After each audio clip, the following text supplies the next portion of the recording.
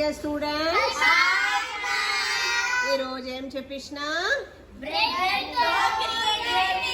Bread తో creativity చెప్పినా. హ్యాపీయా? అంత సూపర్ ఉంది కదా అందరిది. ఎలా చేసాము?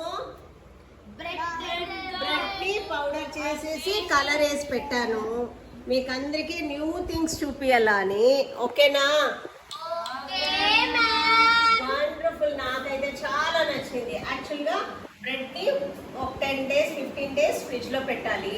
పెట్టేసి ఇలా పౌడర్ చేసుకోవాలి. పౌడర్ చేసుకొని ఇలా వాటర్ కలర్స్ చిక్తాయి. ఈ వాటర్ కలర్స్ ని ఇట్లా మిక్స్ చేసుకోవాలి. మనకి ఎన్ని కలర్స్ కావాలంటే అన్ని కలర్స్ మిక్స్ చేసుకోవాలి.